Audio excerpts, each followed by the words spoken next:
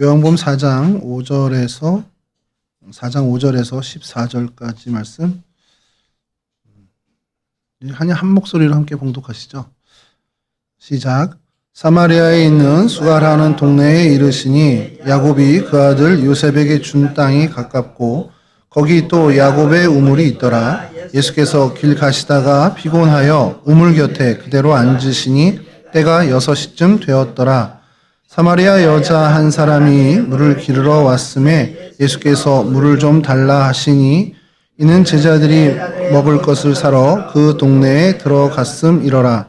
사마리아 여자가 이르되 당신은 유대인으로서 어찌하여 사마리아의 여자인 나에게 물을 달라 하나이까 하니 이는 유대인이 사마리아인과 상종하지 아니함이러라.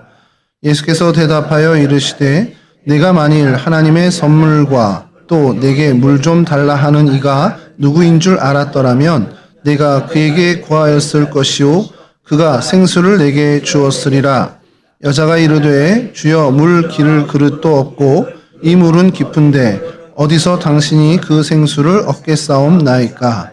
우리 조상 야곱이 이 우물을 우리에게 주셨고 또 여기서 자기와 자기 아들들과 짐승이 다 마셨는데 당신이 야곱보다 더 크니이까.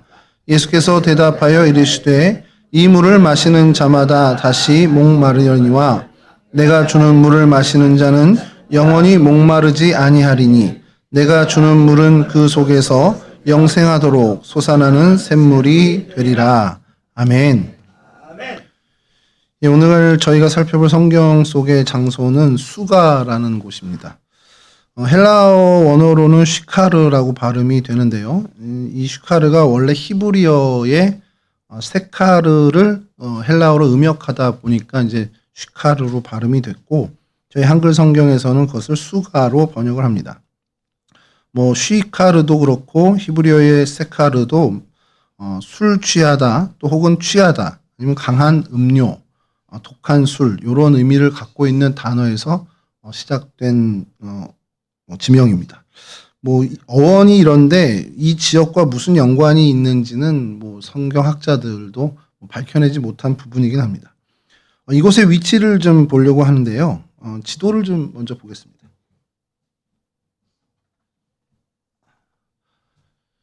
예, 뭐 익숙한 지도입니다. 예루살렘에서 저 북쪽으로 거의 정북쪽입니다. 정북쪽 방향에 아스카르라는 오늘날의 이제 도시가 있습니다. 그 아자를 빼면 이제 스카르고 이 어원이 사실 수가에서 이제 나왔다고 보는 경향이 많은데요. 이곳이 우리가 잘 알고 있는 나블루스라는 이제 세겜 땅입니다. 구약 시대의 세겜 땅의 뭐 한 권역이라고 보시면 됩니다. 그런 곳이고 다음 지도 보여주시면 직선 거리로 48km 정도가 됩니다. 예루살렘 중심에서 이 아스카르까지 48km 정도 직선 거리가 나옵니다. 제기동에서 좀 따져봤습니다. 어느 정도 가나 그랬더니 강화도가 한 48km 정도 나오고 남쪽으로 하면 오산시 정도가 48km 정도 나옵니다. 그렇게 아주 먼 동네는 아니고요. 대신에 이제 뭐 갈만한 오늘날에 이제 갈만한. 근데 당시에 이제 도보로 다닐 경우에는 좀 먼 거리긴 합니다. 그런 곳인데 이 아스카르라는 것은 이제 오늘날의 현대 마을 이름이고요. 이곳이 이제 나블루스 도시권 안에 있는 소도시입니다. 그러니까 나블루스라고 하는 도시가 이제 원래는 이제 그 로마 시절에 네아폴리스에서 이제 온 겁니다. 그러니까 네아가 새롭다라는 거, 폴리스 이제 도시니까 새로운 도시죠.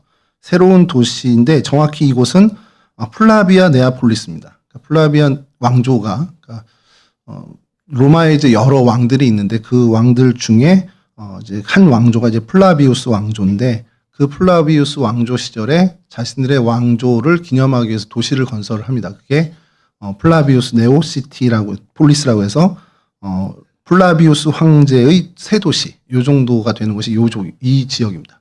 그러니까 이곳이 왜 황제가 지목해서 새로운 도시를 했겠는지는 이제 우리는 이제 좀 유추할 수 있죠. 이곳이 그래도 이 팔레스틴 지역에서 척박하지 않은 그래도 좀 비옥한 땅이라는 증거입니다. 그래서 이곳의 도시가 이제 로마 시대 때 건설이 됐고요. 그렇게 된 것이 이전부터 이곳에 많은 사람들이 살아왔다라는 거죠. 그래서 그것이 이제 야곱의 시대까지 올라가면 야곱이 정착했던 세겜 땅이고 그것에 사람들이 이제 지정학적으로 사람들이 모여 살 만한 곳이다 보니까 환경이 되다 보니까 그곳에 이제 로마 시절에 와서는 새로운 이제 조금 이제 약간은 원래 고대 세겜에서 조금 벗어난 곳이죠. 살짝 벗어난 곳에 신시가지가 신도시가 세워지게 된 겁니다. 그래서 나블루스 도시권에는 여러 이제 유적들, 여러 이제 성경의 장소들이 포함이 되는데 텔 발라타라고 하는 곳이 이제 고대 세겜입니다. 이 발라타라는 곳이 이제 돌판들이란 뜻이에요. 그래서 그 유적지, 그러니까 오늘날의 이름이죠. 오늘날에 그곳에서 많은 이제 돌들이 발견되면서 그냥 발라타라고 하고 텔이 우리가 잘 알고 있듯이 언덕이다 보니까 그 기슭에 돌 무더기들, 유적지가 발견된 곳을 그냥 텔 발라타라고 해서 지금도 이제 고고학 공원으로 관리를 하고 있습니다. 거기가 이제 고대 세겜이었고요. 그곳에서 아주 가까운 곳에 요셉의 무덤이라는 곳이 전승으로 전해져 내려온 그 지점이 있습니다.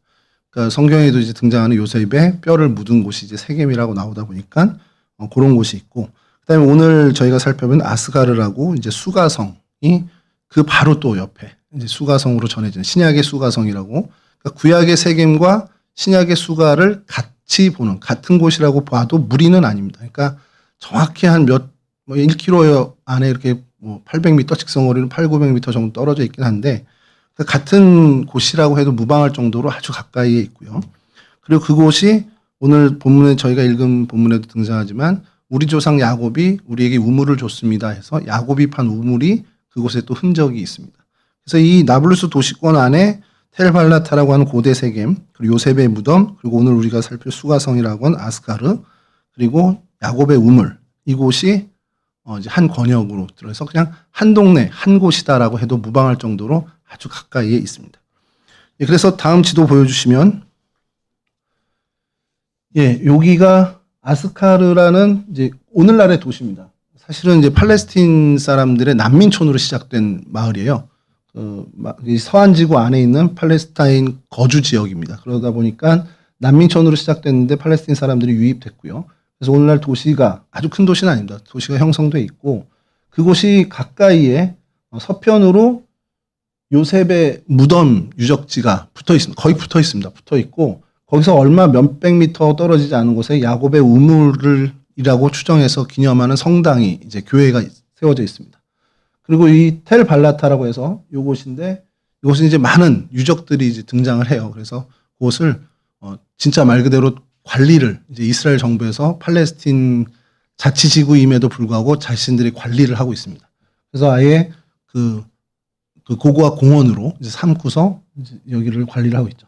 여기가 이렇게 모여 있고요. 그 다음에 여기가 이 나블루스입니다. 이 나블루스 공원이라고 있는 이 지역이 이제 로마 시대 때부터 이제 새롭게 이제 도시가 건설된 이곳이 나블루스고, 그리고 이제 성경에 우리가 잘 아는 것이 여기 이제 구글 지도엔 제라심산이라고 나오는데 이게 그리심산입니다.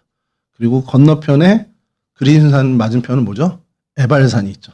저희가 에발산인데 지금 이들의 언어는 에벨이라고 이제 표현을 하고 있습니다. 그러니까 요 산, 두 산 사이의 골짜기가 전체적으로 이제 세겜, 구약 시대의 세겜, 신약 시대에는 그냥 수가성 이렇게 보셔도 무방할 정도로 이렇게 되어 있습니다. 요즘 위성 사진으로 좀 잠깐 보여드리면, 예, 여기 조금 헷갈리는데 그림을 그리려다가 그냥 이렇게 여기가 이제 아까 얘기한 나빌루스라고 되어 있는데 요 나빌루스 도시고요. 그다음에 여기가 요셉의 무덤, 그리고 여기가 텔 발라타 이제 정도가 되겠죠. 그리고 여기가 야곱의 우물 유적지, 그리고 저쪽이 아스카르 도시 정도 됩니다. 그리고 두 산이 그리심산과 에발산 이렇게 되어 있습니다. 이런 정도의 모습을 갖고 있습니다. 그러니까 아주 큰 면적의 곳은 아니고 그냥 구약의 세겜이 신약의 수가야라고 완벽하게 일치되는 건 아니지만 그래도 어느 정도 비슷한 지형에 있다는 거죠. 그러니까 제가 이래서 이거 어떻게 설명을 좀 드려야 되나 싶어서 고민을 하다 보니까 이게 구약의 세겜과 신약의 수가의 이 간극은 몇천 년이잖아요. 그럼 오늘날 이제 저희 대한민국을 저희 후손들이 몇십 대 후손이 거의 500년, 1000년 뒤에 후손들이 대한민국 우리 서울을 옛날에는 한양이라고 불렀대. 그전에는 한성이라고 불렀대. 그리고 그 다음에 서울이라고 불렀대라는 기록들이 있을 거 아니에요. 그럼 그 범위가 어느 정도일까라고 하면 아주 초창기는 사대문 안만 그 한성이나 한양으로 불렀을 거고 그게 이제 확장이 돼서 한강 아래까지 오늘날 저희가 살고 있는 이 한강 아래까지 서울이라고 하고 또 이게 또 언제 우리가 또 세상을 떠난 다음에 어떻게 또 바뀔지 모르잖아요. 뭐 경기도 전체에서 무슨 서울 광역으로 이제 더 늘어날 수도 있으니까 그런 식으로 시대가 변하면서 도시가 확장되거나 줄거나 아니면 변형되는 것들이 이렇게 되다 보면 세겜 지역이 신약의 수가 그 몇천 년 전에 그 간극이 있다 보니까 구약의 세겜이 신약의 수가야라고 이야기해도 크게 무리가 되지 않는 정도의 범위 안에 같이 있다라는 겁니다. 그래서 오늘날의 나블루스라는 도시권 안에 이 세겜과 수가의 유적들이 다 들어 있습니다. 그래서 오늘 여기를 좀 살펴보려고 하는데요. 수가가 아스카르라고 이제 불려지는데 이게 또 어원적으로 또 성경학자들이 찾았습니다. 그래서 이 수가가 앞에 관사가 붙어서 아인 수카르입니다. 원래 이름이 아인 수카르다 보니까 이 수카르를 계속 아인까지 붙여서 발음하다가 아스카르가 됐다라는 게 이제 어원적인 설명이에요. 그래서 오늘날 도시 이름이 아스카르가 된 거는 수가라는 이름에서 기인한 것이 거의 확실시 된다라고 한 겁니다. 그러니까 신약 시대에 이 지역이 수가성이다라는 것은 거의 뭐 정설로 받아들일 수 있다라는 거죠. 그러다 보니까 세겜 가까이에 있다. 그러니까 세겜과 같은 한 장소다라고 주장하는 것들이 큰 무리가 없다라는 거죠. 야곱의 우물과 매우 가까이 있다라는 건 지금 지도 보신 것처럼 그래서 여기가 야곱의 우물 인근이다 보니까 수가성이 맞겠구나라는 것은 성경 고고학자들이 또 인정하는 바고요. 뭐 마찬가지로 세겜 권역에 있다 보니까 그렇게 된다는 거. 그래서 이 지역에 이제 그 산 위에서 찍은 사진인 것 같은데요. 다음 사진 보여주시면, 예, 이게 아스카르 그 동네 이게 그러니까 보니까 여기가 에발산 기슭이고 요게 텔 발라트입니다. 요 유적이. 그리고 저쪽이 이제 아스카르가 되겠죠. 그리고 저쪽이 이제 그리셈산 정도가 될 겁니다. 그래서 요 그 텔 발라트 유적 공원 그걸 중심으로 해서 찍은 사진이고 좀 이따 이건 좀 더 자세한 사진을 또 하나 보여드릴 텐데 그러니까 요런 정도의 아랍 도시라는 거 아주 초라한 뭐 빈민촌으로 시작됐다고 해서 저는 굉장히 좀 초라한 도시가 아닐까 하는데 그냥 제법 그래도 도시 규모를 갖고 있는 도시입니다. 그래서 좀 더 가까이 기슭에서 찍은 사진 다음 사진 보여주시면 이렇게 되어 있는데 뭐 높은 건물도 좀 덜어 보이고 낮은 건물도 다 섞여 있는 그런 어떤 도시 팔레스타인 자치구의 전형적인 도시고요. 그리고 동네를 찍은 사진이 다음 사진 보여주시면 가까이서 들어가면 요 정도 이런 모습들 갖고 있습니다. 그러니까 뭐 우리나라의 도시들처럼 어떤 현대화되고 그런 건 아니고 그냥 도로 포장된 시골 정도 아주 시골인데 도로는 포장된 그 정도의 어떤 느낌이 되는 도시의 모습을 갖고 있습니다. 동네 골목길 사진 어느 분이 올려주셨더라고요. 예.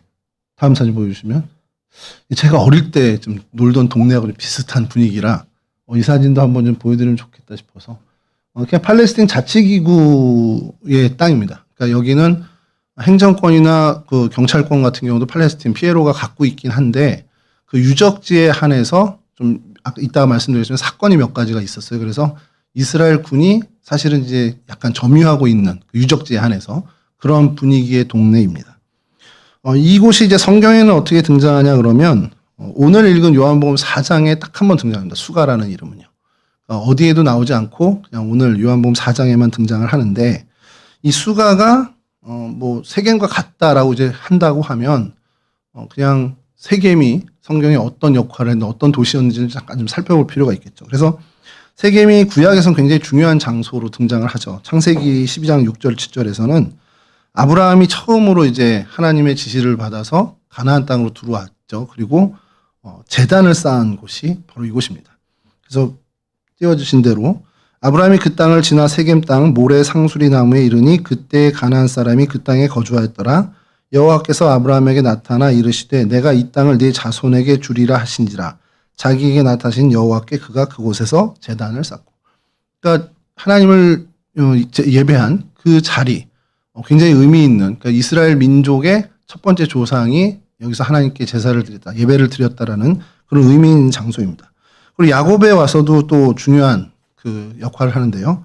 창세기 33장 18절입니다.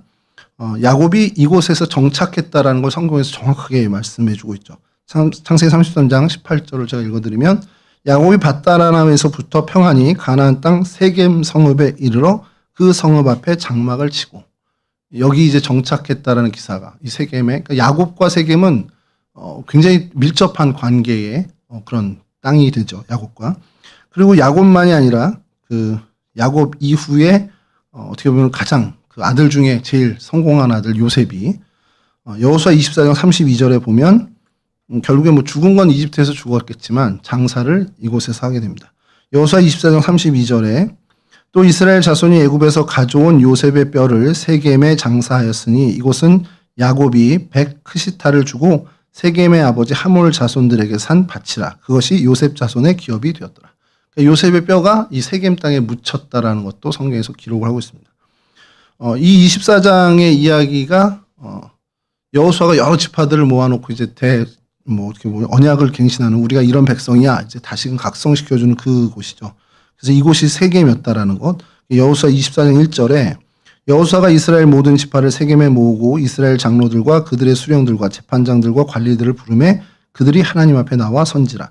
그러니까 모세의 언약을 갱신하는 장면입니다. 그래서 하나님 우리에게 이 땅을 주셨다. 그러면서 이제 여호수아가 모든 백성들 앞에서 설 그때에 그 자리가 세겜에 모여서 했다라는 거예요. 그래서 뭐 우리가 잘 알고 있듯이 에발산을 저주의 산으로, 그리심산을 축복의 산으로 이렇게 거기 선포를 하잖아요. 그것도 이제 좀 사진을 볼 텐데 저주의 산에는 뭐가 있고 축복의 산에 뭐가 있는지 한번 보시면 좋을 것 같아요. 그리고 요건 이제 왕정 시대로 이제 다시 들어와서 한 사건이 벌어지는데, 르호보암이 이제 솔로몬에 이어서 왕이 됩니다. 그 통일 왕국이죠. 그러니까 사울과 다윗 그리고 솔로몬 이렇게 통일 왕국이고, 르호보암 때 가서 이제 여로보암과 나뉘게 되는데, 나누기 직전에 르호보암이 즉위를 하게 되는데, 르호보암은 유다 왕국의 왕이에요. 정확히 얘기하면. 그리고 북이스라엘의 그 지파들을 이제 규합을 해야 되는 거죠. 통합 왕국을 또 이어받아야 되는데, 다윗이 그랬던 것, 다윗이 유다 왕으로 먼저 출발을 하고 그 다음에 온 이스라엘 전체 왕이 된 것처럼 이런 어떤 인준의 과정이 좀 필요했던 게 이제 왕정 시대의 모습입니다. 그래서 르호보암이 열왕기상 12장 1절에 보면 세겜으로 가는 기사가 나와요. 르호보암이 세겜으로 갔으니 왜 갔냐? 이는 온 이스라엘이 그를 왕으로 삼고자 하여 세겜에 이르렀음이더라. 그러니까 유다 왕은 뭐 이미 유다 왕인데, 유다 지파의 왕인데, 전체 이스라엘의 왕이 되기 위해서 이스라엘 전체 지파의 나름대로 인준과 얼굴을 좀 대면하는 그런 것을 이 세겜까지 와서, 예루살렘에서 48km 떨어진 이 세겜까지 와서 이스라엘 지파들을 만나고 온 이스라엘의 왕이 되는 장면입니다. 그래서 르호보암이 왕으로 인정받기 위해 간 곳이 바로 이 세겜이라는 것. 그러니까 이런 면에서 구약 시대의 이 세겜이 여러 역할들 하죠. 뭐 이외에도 세겜이 많이 등장을 하지만 굵직굵직한 일들이 이렇게 일어났습니다. 그게 신약, 오늘 우리가 읽은 요한복음 4장에 나오는 수가성이라는 곳입니다. 이 지역을 이제 결론적으로 얘기하면 이제 고대 세겜, 그러면 현재 아까 말씀드린 텔 발라타라고 하는 그 유적지가 고대 세겜, 크진 않은 땅이겠죠. 그런 정도고, 그 다음에 이제 수가라고 오늘 우리가 살피는 곳은 아스카르라는 마을, 현재 마을인데 그때의 모습은 없습니다. 여기에는 뭐 구약의 뭐 신약의 어떤 수가성의 모습은 없고, 남은 유물은 사실은 요셉의 무덤과 야곱의 우물 정도가 남은 유적의 유일한 정도입니다. 그리고 현재 도시는 이 전체를 아우르는 게 나블루스 도시권이라고 보시면 돼요. 그러니까 세겜이 나블루스다라는 얘기를 여러분들 들으실 거예요. 어디서 뭐 세겜이 오늘날 어디야 가면 나블루스야 이렇게 얘기하는 경우도, 자료도 있고요. 아니야 텔 발라타야라는 자료도 있을 겁니다. 그리고 수가성도 여러 자료들을 여러분들이 보시다가 세겜이랑 같은 곳이래라는 그런 자료도 보실 거고, 그 자료와는 다르게 뭐 아스카르라는 마을이야 이렇게 뭐 말하는 자료도 볼 수 있을 겁니다. 근데 이게 다 똑같은 얘기예요. 그러니까 이 전체 나블루스라는 그 도시권 안에 있다라는 것, 그렇게 좀 생각하시면 될 것 같습니다.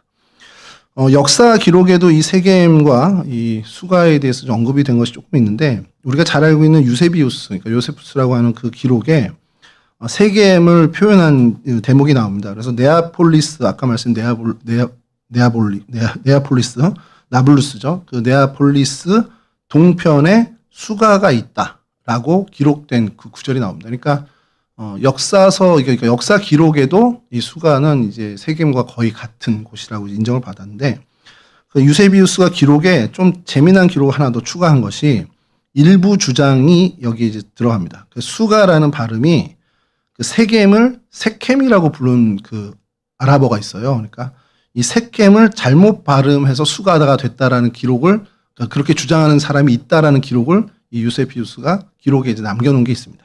그리고 이게 사실은 그 단초가 돼서 성서 고고학을 연구하시는 분들이 세켐을 잘못 발음해서 수가가 됐어라고 하는 주장을 지금까지도 하고 있기는 해요. 뭐 그거는 이제 뭐 그렇게 크게 공신력이 있는 정도는 아니고요. 그리고 이제 사마리아 연대기라는 역사책이 있습니다. 그 사마리아 연대기에도 세겜 가까이 동네 이스카르가 있다라고 이제 기록이 됩니다. 근데 이스카르가 이제 훗날에 언어가 아스카르로 변경이 된 거라고 이제 성경 역사들은 보고 있고요. 그리고 초대교부 제롬이 쓴 저술에 이 세겜 옆 야곱의 우물가 인근에 이 예수께서 방문한 마을이 있다, 이렇게 기록되어 있는 것이 있습니다. 그러니까 역사적인 여러 기록에도 이 수가가 이 세겜과 거의 동일시된 장소라는 것은 이제 뭐 거의 증명된 그런 것으로 보시면 됩니다.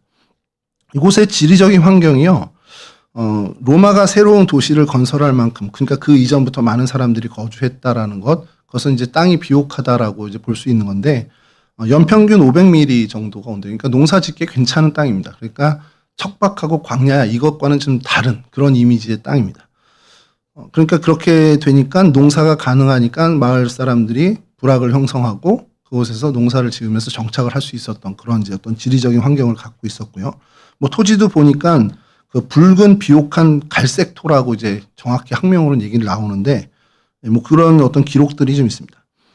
그래서 이곳에서 여러 유적들이 있는데, 먼저 요셉의 무덤을 좀 살펴보니까 제가 좀 순서를 야곱이 먼저니까 야곱의 우물을 좀 살펴볼까 했는데, 요셉의 무덤을 좀 먼저 살펴봐야겠다 한 것이, 왜냐하면 요셉의 무덤이 있는 곳이 세겜인 게 너무 명확하거든요. 역사학적으로도 그리고 성경적으로도 요셉의 무덤이 있다라고 하는 곳은 세겜인 거예요. 그러니까 여호수아에서도 그렇게 되고 성경에서도 그리고 역사서에서도 그렇게 기록이 되다 보니까, 그래서 요셉의 무덤을 좀 먼저 좀 보려고 합니다. 사진, 다음 사진 보여주시면, 예, 이게 요셉의 무덤입니다. 처음에 무슨 군사기지인 줄 알았어요. 무슨 벙커가 있고 막 이래서. 근데 이곳이 이렇게 된 이유가 있습니다. 팔레스틴과 이스라엘이 계속 싸움이 있잖아요. 그래서 엄청나게 싸움이 많아서 분쟁이 있었습니다. 그게 정확히 얘기하면 인티파타라는 이제 사건으로 이제 기록이 돼요. 그래서 1차 인티파타가 있고 2차 인티파타가 있는데, 1차 인티파타가 1987년에서 93년까지 약 한 6여 년 정도 이게 지속됩니다.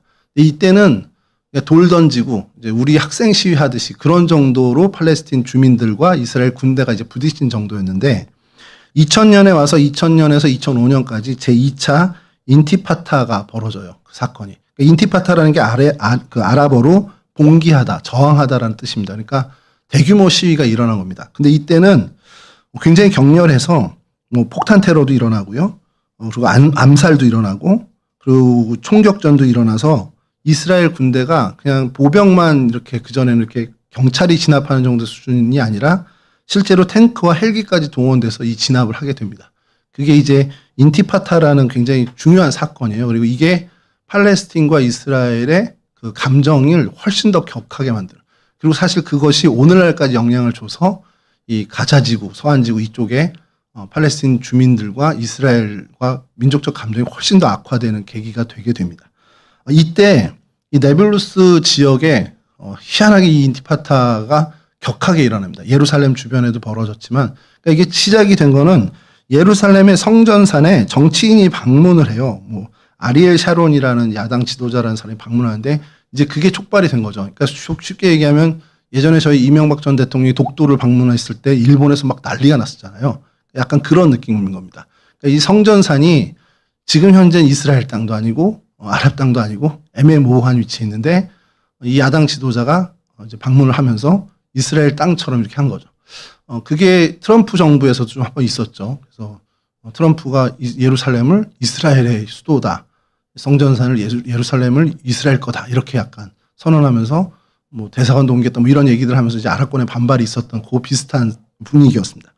그게 이제 촉발이 돼서 이 자살 폭탄, 뭐 총격전, 군사작전, 뭐 여러 이제 테러들이 일어나는데 예루살렘에서도 일어났지만 이 지역도 이제 크게 일어난 거예요. 나블루스 지역도 크게 일어났는데 요셉의 무덤을 이제 테러를 한 겁니다. 폭탄 던지고 막 이래서. 그래서 그 이후에 담을 친 거예요. 그 군사 시설처럼 이렇게 보호를 하게 된 겁니다. 그래서 이런 모습이 현재 유지가 되는 거죠. 설명이 길었는데 다음 사진 보여드리면 그 안에 들어가면 아까 저 바깥쪽이었고요. 안쪽에 이렇게 들어가서 요셉의 무덤 이제 돌관이 있는 그 입구가 이쪽입니다. 그리고 다음 사진 보여주시면 정기적인 이제 랍비들의 모임이 여기서 벌어지는데 뭐 야간에도 이렇게 모여요. 그래서 여기 뭐가 걸려 있어서 잘 안 보여가지고 확대하고 또 옆으로 사진 돌리고 해가지고 히브리어를 살펴보니까 마겐 테힐림 그리고 베치온 요세프 하차딕이라고 이제 써 있는데 뭐 제가 알아서 그런 게 아니라 이제 사전을 보니까 마겐 테힐림은 이제 마겐이라는 건 보호하다 방패라는 뜻이고 테힐림은 시편입니다.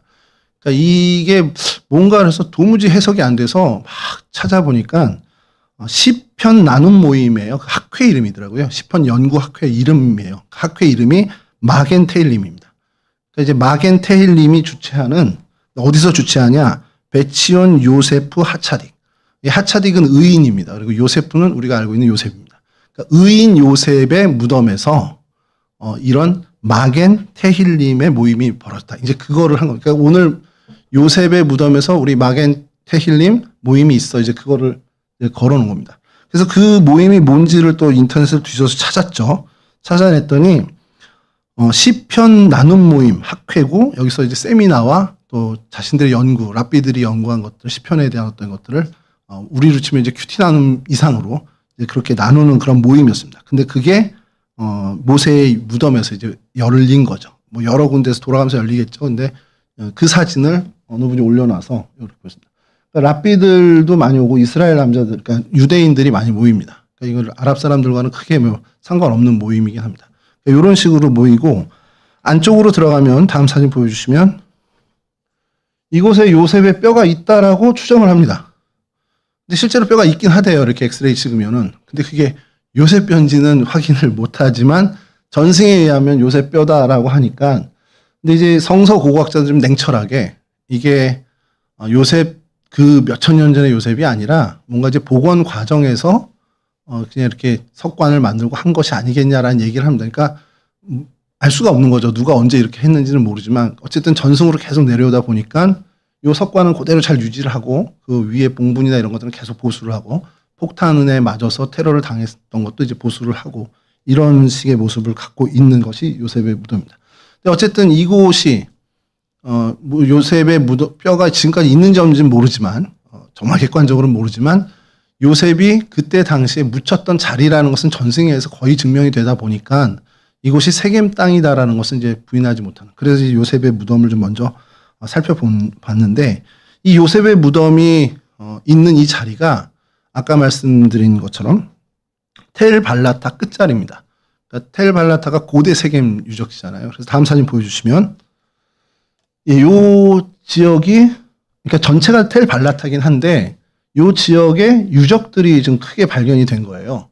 세겜 성이죠. 성읍이 발견돼서 이곳을 이제 이스라엘 군대가 보호를 하고 있습니다. 현재는. 그래서 이곳에서 가까이, 그러니까 아마 저쪽으로 가는 여기 언저리쯤인 걸로 기억을 하는데, 그쯤에 이제 요셉의 무덤이 있고, 그러니까 세겜 성읍에서 약간 외곽에 묻은 거겠죠. 세겜 원래 성읍이 있었고, 여호수아 시대에. 그 성읍에서 좀 벗어난 외곽에 요셉의 뼈를 안장했을 거라는 거죠. 이 성읍이 이렇게 돼 있는데, 여기가 입구입니다. 조그맣게 보이는 여기가 입구인데, 그러니까 이 터에 여러 유적들이 발견이 됩니다. 그래서 여기가 입구인데, 다음 사진 보시면 이 사진이 나옵니다. 이렇게 되어 있습니다. 그래서 이렇게 텔 발라 아키로지칼 파크라고 영문으로 이렇게 되어 있고요. 그래서 고고학적 유적지 공원으로 되어 있는데 경비가 삼엄하죠. 그러니까 저희가 이전에 살펴봤던 어떤 이스라엘 땅의 유적지와는 좀 다르게 담도 쳐져 있고 경계도 하고 이런 문을 통과해야 되는 그런 아까 말씀드린 것처럼 그 테러 사건으로 인해서 지금까지도 계속 이렇게 어떻게 보면 경계하고 있습니다. 아까 말씀드린 그 발라타라는 뜻이 성벽, 돌바닥, 돌벽, 뭐 이건 돌 많은 곳 이런 뜻이다 보니까 돌들이 발견돼서 발라타 이렇게 불렀는데 그것을 탐구해 보니까 이게 세겜의 유적지네 이렇게 된 겁니다. 그래서 그곳에 다음 사진 보여주시면 이런 식으로 이제 돌들이 발견이 됐는데 뭐 지금도 복원 작업이 되고 있고 발굴 작업이 되고 있습니다. 그래서 이렇게 되는데 이곳이 어디다라는 것을 친절하게 표지판을 세워두더라고요. 다음 페이지 보여주시면 여기 보면은 더 이스트 게이트라고 해가지고 이게 서쪽 문이야 이렇게 그 서쪽 문의 흔적에 이렇게 팻말들이 다 있는 그런 게 있습니다. 그래서 뭐 사진은 다 비슷해요. 이렇게 돌무더기가 있는데 팻말이 들어있고 어디는 뭐 이게 뭐 거실이야, 뭐 어디 뭐 룸이야, 뭐 이런 식으로 이제 붙어져 있습니다. 그런 여러 사진들이 있습니다. 그래서 이 요셉의 무덤 이렇게 있고 그리고 요셉의 무덤과 이제 쌍벽을 이루는 유적지가 바로 야곱의 우물터입니다. 이 야곱의 우물터는 이 수가성에서 이 사마리아 여인과 주님이 만났잖아요. 그 우물이 여기다 할 수 있을까요? 할 수 없죠. 왜냐하면 야곱이 우물을 한 개만 판 게 아니거든요. 그리고 이 후손들이 야곱이 정착한 이후에 우물을 안 파냐? 지하수가 많아서 이 동네가 파면은 우물이 많이 나와요. 그리고 물이 많이 필요하기 때문에 우물을 엄청 많이 팠습니다. 근데 그 중에 한 개를 어떻게 특정을 했는지 모르지만 그 한 개를 특정해서 여기가 그 수가성, 예수님과 그 사마리아 여인이 만난 그 우물이야라고 특정을 해서 그것을 기념교회를 세웁니다. 다음 보여주시면, 사진 보여주시면. 이 성당인데요. 이게 그리스 정교회에 속해 있고, 성 포티니 교회라고 이름이 붙여져 있어요. 그래서 포티니가 왜 포티니지? 근데 이 사마리아 여인이 이름이 성경에 등장합니까? 외경을 찾아봐도 이름이 등장하지 않아요. 근데 동방교회죠. 이제 알렉산드리아를 중심으로 하는 이 비잔틴 제국에서 이 성경에 나온 여인을 기념하자. 그래서 성인으로 추앙을 하게 됩니다. 그리고 그 여인의 이름을 누가 뭐 어떻게 했는지 모르지만 포틴이라고 추정을 해서 이름을 포틴이라고 붙여요. 포틴이는 이제 빛나는 자라는 뜻인데 그래서 그 이름이 포틴이가 됐습니다. 그래서 그 여인이 포틴이가 됐고 다음 사진 보여주시면 이 성당 입구에 그냥 제이콥스 웰이라고 야곱의 우물이라고 아예 돼 있습니다. 그래서 이렇게 돼 있는데 다음 페이지 보면 이제 입구 앞에도 더 크게 되어 있습니다. 이렇게 들어가는데요. 이게 성당 입구입니다. 그리고 성당 안쪽에 들어간 벽이 다음 사진 보여주시면 이렇게 돼 있고 이제 내부 사진이 다음 보여주시면 요겁니다. 요게 핵심입니다. 요게 우물이고요. 이게 물동이를 형상화해 놓은 건데 실제로 양동이도 갖다 놨더라고요. 그래서 이렇게 들어가서 물을 퍼올린다. 그 자료에 보면 물이 실제로 있대요. 진짜인지 잘 모르겠는데 제가 안 가봐서. 그래서 물을 실제로 끌어낼 수 있는 그런 우물이 이 예배당 안에 있는 겁니다. 그러니까 저희 이 예배당 안에 우물이 있는 거예요. 그러니까 이제 우물이 있는 데다 이제 성당을 지은 거겠죠. 이렇게 좀 기념을 하고 있습니다. 근데 재미난 거를 하나 발견한 것이 다음 사진 보여주시면 이 성화들이 있어요. 이게 예수님이고 우물가에 앉으셨고 사마리아 여인, 그러니까 포틴이라는 여인이겠죠. 이렇게 대화하는 성화가 있습니다. 그러면 성화가 이렇게 되면 좋은데 다음 사진 보여주시면 똑같은 성경의 내용인데 전혀 다르죠. 그림이. 뒤에 제자들 같은 사람들도 보이고 예수님과 그리고 우물도 더 화려해지고요. 이게 근데 여러 점이 있습니다. 같은 장면을 그린 성화가. 근데 성화가 이제 동방교에서는 꽤 의미가 있거든요. 그냥 단순히 예술작품이 아니라 저걸 통해서 이제 성경을 이야기해주고 글을 모르는 사람들에게 성경의 내용을 알려주는 굉장히 중요한 역할을 하는데 그래서 제가 왜 이게 이렇게 같은 사건을 이렇게 여러 성화가 같은 성당에 걸려있지 했는데 이건 이제 역사적인 원래 알렉산드리아 그 동방교회에서 세웠던 그 성당 있잖아요. 그게 이제 훼손도 되고 성화도 훼손되고 그러다 보니 이제 러시아 정교 그다음에 그리스 정교 이렇게 정교회에서 넘어가면서 현재 그리스 정교회에서 이걸 관리한단 말이죠. 그 그리스 정교회 전통에서 또 그걸 그려서 걸어놓은 겁니다. 그래서 화풍이 조금씩 다르다는 거예요. 성화의 화풍이. 그리고 오늘날 현대 정교의 화가 작품이 드러났는데 이게 현대 정교의 작품입니다. 그러니까 여러 개를 걸어놓은 거예요. 그러니까 시대에 따라 다르게 그 화풍이 다르게 이제 걸려놓은 그런 교회 모습을 갖고 있습니다. 이곳이 뭐 그냥 뭐 포티니 성당이라고 해서 그 성인으로 추대받고 있는데 이 성당에서 벌어진 일이 하나 있는 것이 그 필루메노스라는 수도사가 이곳에서 순교를 해요. 이게 1979년 사건인데 이게 지금까지도 많이 회자되는 게 이 포티니 성당 그러면 제일 연관 검색어로 필루메노스 수도사 순교가 나옵니다. 그래서 이게 무슨 큰 테러를 당해서 죽었나 보다 했는데 검색해 보니까 1979년 11월 29일에 정신병력을 가진 유대인 한 남성이 이 교회를 침입을 합니다. 그리고 손에 들고 있던 도끼로 수도사를 이제 위해해서 죽음에 이르게 합니다. 그래서 이 유물을 훼손시키지 않으려고 수도사가 막고 그런 과정에서 몸싸움이 일어나고 이제 도끼로 이제 이 남성은 이제 이 우물을 깨부수려고 들어온 거죠. 사실은 무슨 이유인지 모르지만 그걸 막아서서 이 필루메노스 수도사가 순교자 반열에 그리스 정교회에서 서게 됩니다. 이제 그런 사건도 있었던 곳입니다. 이 정도가 이제 유적가지의 모습이고요. 그리고 이제 그리심산 그 사진을 좀 보여드릴 텐데. 요게 성서 고고학적으로는 굉장히 의미가 있는 유적입니다. 그리심산 꼭대기에 뭐가 있었죠? 이 수가성 여인과 예수님의 대화를 우리가 잘 알잖아요. 이 산에서 예배한다고 하던데요. 여기 사마리아 성전이 여기에 있었습니다. 그리고 이게 실제 그때의 성전 터입니다. 그러니까 시대도 맞고요. 그래서 사마리아 성전 터가 여전히 잘 보존돼 있고요. 근데 이게 유대인들에서는 그렇게 관심이 별로 안 가요. 이게 지금 현재 유대인들은 별로 그렇게 관심을 안 갖습니다. 그 이유는 요한 히르카누스라는 그러니까 마카베오 혁명 일어나서 하스몬 왕조라는 왕조가 생겨요, 이스라엘에. 그 사람들은 이제 정통 여호와 종교죠. 여호와 야훼 하나님의 신앙을 갖고 있는데 이들이 볼 때 과거에 북이스라엘에서 우상 숭배를 하고 사마리아에 성전 세운 건 너무 안 좋은 일이라는 거예요. 그러니까 그때 다 부셔버립니다. 그때 사마리아 성전 터도 다 부셔서 이 정도만 남은 거예요. 그 하스몬 왕조 시절에 다 회파를 합니다. 그러니까 히스기야 왕이 종교개혁할 때 막 우상을 타파하듯이 이 하스몬 왕조에서도 요한 히르카스누스가 이걸 다 회파를 해버립니다. 그 흔적이 아직까지 남아 있습니다. 그래서 이 그리심산 다음 사진 보여주시면 성전이 아직 이렇게 터가 남아 있고요. 근데 이게 복원은 안 하더라고요. 여기는 이유를 잘 모르겠습니다만. 그래서 이 그리심산에서 다음 사진 보시면 아래 텔 발라타 이쪽 방향을 바라본 사진이고요. 그다음에 에발산으로 가면 다음 사진 보시면 에발산에도 이런 터가 있습니다. 그래서 이걸 탄소 연대 측정법에 의해서 측정을 하면 여호수아 시절로 가요. 희한하게 갑니다. 근데 부분적으로 가고 부분적으로는 그 한참 후대고. 그러니까 아주 일부에 그때 축성해 놓은 이제 돌담이 있다라는 정도만 이제 확인됐습니다. 그러니까 이제 어떻게 추측을 하느냐? 여호수아가 에발산은 저주산, 그리스는 축복산이라고 하잖아요. 그러면 저주산에는 뭘 세울까요? 하나님의 저주가 임했으니까 속죄의 단을 쌓아야죠. 그래서 속죄소를 거기에 올립니다. 그러니까 속죄소라기 하기보다는 제단을 쌓는데 제사장이 가서 이스라엘 민족의 죄를 담당하는 제사를 올리는 그런 제단을 쌓게 됩니다.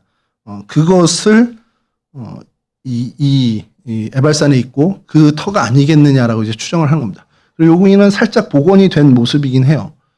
그냥 이렇게 요런 모양 형태였을 거야. 그래서 성경학자들은 신명기 20장에 나오는 에발산의 제단을 쌓으라라는 이제 그 하나님의 명령을 여호수아가 준행해서 실제 여기에 이렇게 쌓은 흔적이다라고 이야기를 하고 있는데 이제 반론을 제기하는 성서 고고학자들 중에는 이게 그냥 망루였을 가능성도 있다. 또 더 나가서는 농업시설 아니겠냐 하는 사람들인데 뭐 그건 거의 설득력이 없고요. 그래서 망루였는지 아니면 진짜 신명기 27장에 나오는 제단이었는지 모르지만 아직도 이것은 이제 성서 고고학자들이 계속 풀어가고 있는 과정 중에 있습니다. 그래서 이 에발산에서 반대편 바라본 사진을 마지막으로 좀 보도록 하겠습니다. 다음 사진 보여주시면 이 에발산 요 흔적에서 반대편 그리심산은 저쪽에 있고요.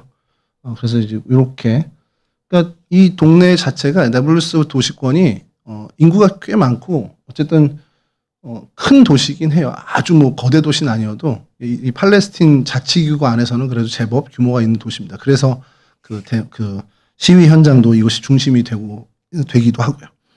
이 정도의 이제 모습인데 오늘 본문에서 이곳 수가에서 일어난 사건은 유일무이하게 이제 주님과 이 수가성에 사는 사마리아 여인과의 만난 이 사건이란 말이죠. 그래서 그냥 이 사건을 여러분과 좀 나누며 생각을 해보려고 하는 것이 이 사람의 일상을 좀 생각하게 됐어요. 이 사마리아 여인의 일상이 너무 힘든 겁니다. 그 오늘날의 현대인들이 아침에 눈 떠서 뭐 지옥철 타고 출근하고 또 집에 돌아오면 또 다음날 출근 준비해야 돼서 그냥 계속 고단한 일상이 이제 돌아가는 거죠. 뭐 직장인들만이 아니죠. 주부들도 마찬가지입니다. 제가 예전에 한번 집에서 애들 방학 때 한번 케어를 며칠 한 적이 있는데 아침밥 챙겨주고 치우니까 점심을 해야 돼요. 점심밥을 해서 챙겨주고 또 다 먹이고 치우니까 뭐 이래저래 조금 정리하고 나니까 저녁 먹을 시간이 되더라고요. 그래서 도대체 짬이 없네 이런 생각이 들었는데 뭐 주부들도 마찬가지 살림하는 분들도 이렇게 하다 보면 그냥 정신없이 하루가 다 지나갑니다. 그래서 이제 보통 일상을 살아가는 사람들 중에 그런 생각을 하는 거죠. 굉장히 이게 지긋지긋한데 이게 좀 한 번에 좀 해결될 수 없나? 내가 맨날 이 쳇바퀴 돌듯이 이렇게 가야 되나? 이런 일상의 고단함이 힘든 어떻게 보면 불만으로 오는 경우도 있을 겁니다. 근데 오늘 이 4장 요한복음 4장에 등장하는 이 여인이 딱 이런 모습이었습니다. 일상의 쳇바퀴에서 너무 지치고 힘든. 근데 그런 일상의 고단함도 있지만 이 여인에겐 더 어떻게 보면은 자기의 어떤 안 좋은 상황들이 또 이 여인에겐 있었죠. 그러다 보니까 이 여인에게 주님께서 오늘 4장 13절에서 14절 이렇게 말씀하시죠. 예수께서 대답하여 이르시되 이 물을 마시는 자마다 다시 목마르려니와 내가 주는 물을 마시는 자는 영원히 목마르지 아니하리니 내가 주는 물은 그 속에서 영생하도록 솟아나는 샘물이 되리라. 이 말씀을 하셨는데 다른 건 잘 안 두었던 모양이에요. 그냥 딱 들어왔던 것이 다시는 목마르지 않을 거야라는 얘기를 들으신 그거에 꽂힌 것 같아요.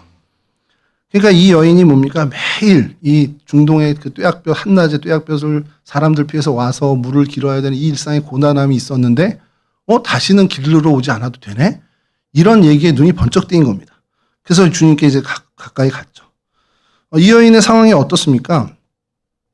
한낮에 나와야 될 만큼 사람들을 피해야 되는 상황이에요. 그러니까 뭐 사마리아 여인이기 때문에 어떤 신분도 있었겠지만 당시 지금 오늘날에는 별 문제가 되지 않지만 당시에 뭐 5번 이혼한 그게 사람들로부터 어떻게 보면은 경원의 대상이 되는 그런 상황에 놓인 여인이었습니다. 그러니까 스스로 위축되는 것도 있고 어떻게 보면은 그런 삶의 형편 속에서 어떤 자신의 그 어떤 그 컴플렉스라고 해야 되나요? 그런 것들이 너무 이제 철저하게 자신이 굉장히 다운되어 있는 상태의 사람입니다. 그러다 보니까 이 여인이 이 예수님의 그럼 다시 내가 이 낮에 안 나와도 돼? 이런 말씀에 혹 이제 마음이 간 거죠. 이 늘 일상에 대한 그 목마름이 있는 여인, 그리고 세상의 우물을 늘 길러와야 했던 그 여인인데 이 여인이 다시금 환경이 바뀔 수 있다는 희망으로 주님께 귀를 기울이기 시작합니다. 근데 이건 우리의 모습도 여기에 있다라고 생각이 들어요. 우리도 생각할 때 내 통장에 얼마가 있으면 내가 이제 이런 어떤 일상의 고단함에서 벗어나지 않을까? 내 집 마련하면 이런 상황이 좀 나아질까? 우리 아이들이 좀 좋은 대학에 가면 내 상황도 좀 나아질 수 있을까? 이런 어떤 생각들은 저희는 하고 삽니다. 근데 주님께서 말씀하십니다. 이 물을 마시는 자는 다시 또 목마르다. 그러니까 세상이 주는 어떤 그 갈증 해결의 문제, 그 답은 또다시 우리에게 갈증으로 반복되게 나타난다라는 거죠. 오로지 예수님, 생명의 근원 되시는 주님만이 우리의 영혼을 채울 때에 우리가 어떻게 보면 그 갈증에서 해방이 될 수 있다라는 것을 주님이 말씀하시죠. 이 여인이 아까 말씀드린 것처럼 그런 어떤 열악한 상황, 자격지심도 있고 컴플렉스도 가득한 그런 시간. 그러니까 나만의 시간에 나만의 우물가에 와서 일상을 지내야 되는 거예요. 사람들과의 그 관계도 다 피하고. 그런 일상의 쳇바퀴, 그런 상황 속에서 예수님의 능력을 빌려서 내 이 팍팍한 삶의 고됨을 해결해 줄 수 있지 않을까라는 기대감을 갖게 된다라는 겁니다. 근데 예수님께서 그의 아예 정말 그 아픈 마음, 상처들을 만지죠. 너 지금 보니까 지금 남편도 내 남편이 아니니까 네 말이 맞구나. 이러면서 그의 정말 그 속에 그 정말 상처와 자격지심, 그 모든 컴플렉스를 만지시고 해결해 주십니다. 그러자 이 여인이 그제서야 깨닫는 거예요.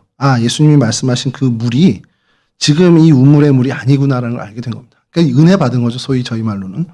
그러자 그가 물동이를 버려두고 달려갑니다. 그렇게 만나기 꺼려했던 사람들을 만나서 내가 메시아를 만났다. 내가 그리스도를 만났다라고 외치게 되죠.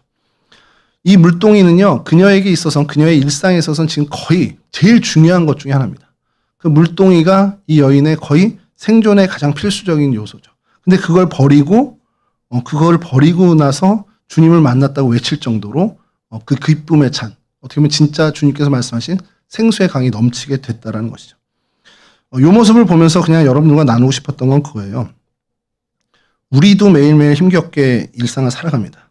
우리도 매일 우물가에 나오는 그 사람들의 그 갈급함을 갖고 우리가 일상을 살아가는데, 저와 여러분들의 물동이가 뭔지 한번 생각했으면 좋겠다는 거예요. 내 물동이는 뭘까? 이 여인에게 정말 절실했던 이 물동이, 물을 채워야 하는 그 물동이처럼 오늘 나에게 물동이는 뭘까? 사람들로부터 인정받는 걸까? 아니면 우리 자녀의 성공일까? 아니면 내가 어떤 경제적인 목표한 그 경제적인 안정일까? 어떤 게 저와 여러분들의 물동인지를 한번 생각해보고, 그리고 우리가 그런 생각하죠. 그것만 가득 채워지면 내 인생이 좀 나아지지 않을까? 그것만 좀 채워지고 어떻게 보면 만족 수준에 이르면 내 이 고단한 삶에서 내가 좀 해방되지 않을까라는 생각을 하는데, 사실 그냥 착각이죠. 그 생각을 하는 저희들의 모습을 좀 보자라는 겁니다. 근데 주님은 늘 우리에게 말씀하십니다. 이 세상의 물을 마시는 자마다 다시 목마른다는 거예요. 경제적인 목표가 있어서 그걸 우리가 채웠어요. 그래도 또 목마를 거라는 겁니다. 또 우리는 결핍에 시달릴 거라는 거예요. 주님은 그렇게 얘기하십니다. 그러니까 우리가 겪는 인생의 그 허무함, 그리고 채워지지 않는 그 외로움, 쳇바퀴 돌듯이 피곤한 그 일상의 고됨은 우리의 환경이 나빠서 있는 게 아니라는 거예요. 돈이 부족해서가 아니고, 우리 경제적인 어떤 이런 것이 나빠서가 아니라, 진짜 원인은 정말 영원하신 예수 그리스도를 우리의 영혼에 채우지 못했기 때문에 벌어지는 일이라는 겁니다. 그걸 좀 나누고 싶은 거죠. 사마리아 여인이 예수님을 만났을 때 그녀의 가난했죠. 그리고 신분, 사마리아 여인이라고 남편 문제, 이게 해결된 게 아니에요. 오늘 본문 보시고 우리가 요한복음 4장을 보면 이 여인이 주님을 만났을 때 아무것도 해결된 게 없습니다. 삶의 문제는. 근데 그 여인은 영혼의 문제가 해결이 된 겁니다. 예수 그리스도가 그 안에, 그 심령 안에 채워짐으로 인해서 환경은 하나도 바뀐 것 없고 상황은 그대로였지만, 예수님을 통해서 그의 영혼이 예수 그리스도의 은혜로 채워지자 그 모든 영혼의 갈증이 다 해결되더라는 겁니다. 더 이상 정오의 뜨거운 태양도 두려움이 않고요. 필요 없고요. 사람들의 따가운 시선도 별로 개의치 않게 됐습니다. 진짜 자유인이 된 거죠. 사실 이 은혜를 좀 입었으면 좋겠다는 거예요. 우리가 신앙생활을 어차피 할 거 아니에요. 여러분 돌아가실 때까지 예수 안 믿으실 거예요. 끝까지 믿을 거 아니에요. 그러면 허덕이면서 신앙생활하지 말고 진짜 예수 그리스도로 내 심령을 채워서 정말 어떠한 것도 우리에게 방해가 되지 않는, 어떠한 것도 내 평안을 건드리지 못하는 정말 그 견고한 평안 위에 서는 그런 은혜를 좀 누리고 살았으면 좋겠다는 겁니다. 상황이 바뀌는 것 때문에, 내가 조금 병들고 아픈 것 때문에, 내 경제 상황이 좀 나빠지는 것 때문에 내가 어느 날은 죽을 것 같고 어느 날은 조울증에 있는 사람처럼 이렇게 되는 게 아니라, 어떠한 상황도 나에게 내 평안을 조금 더 건들지 못하는, 어떠한 사람이 나한테 와서 돌을 던져. 근데 그게 내 평안을 하나도 안 건드려지는 그런 견고한 평안을 우리가 얻고 사는 신앙생활을 했으면 좋겠다는 겁니다. 근데 그 답이 있어요. 내 영혼을 영혼에 살게 하시는 생수이신 예수 그리스도를 내 영혼에 채우면 됩니다. 그러면 그 모든 게 그렇게 된다라는 겁니다. 그래서 이 사건을 보면서 사마리아 여인, 포틴이라고 이름이 붙여졌다고 하는데, 그 여인이 정말 그 상황은 하나도 바뀌지 않았지만 그 안에 기쁨과 충만한 은혜가 생겨서 사람들에게 가서 와서 봐라, 내가 그리스도 예수를 만났다, 이렇게 외치는 그 기쁨이 있었던, 그 진짜 기쁨이잖아요. 연극이 아니라. 그 기쁨이 있었던 것처럼 저도 그렇고 여러분들도 그렇고 우리의 이 신앙생활의 여정이 정말 그 기쁨이 있었으면 좋겠습니다. 우리 어떤 상황, 내 주변의 상황과 어떤 여건들이 정말 우리의 평안을, 우리의 기쁨을 조금도 손상하지 못하는 진짜 그 기쁨을 누리는 인생이 됐으면 좋겠다라는 생각을 해보게 됩니다. 그래서 이 본문을 통해서, 그리고 이 사건을 통해서 진짜 여러분들이 그와 같은 인생, 그와 같은 신앙의 걸음을 걸어가는 복된 인생들이 되었으면 좋겠습니다. 이 포틴이라는 이름이 의미가 빛나는 인생이란 뜻이래요. 그래서 그래, 우리도 좀 포틴이가 되보자. 여러분들 모두가 주님 안에서 정말 빛나는 인생, 빛나는 신앙인, 빛나는 그리스도의 제자들이 다 되실 수 있기를 주님의 이름으로 간절히 축원합니다.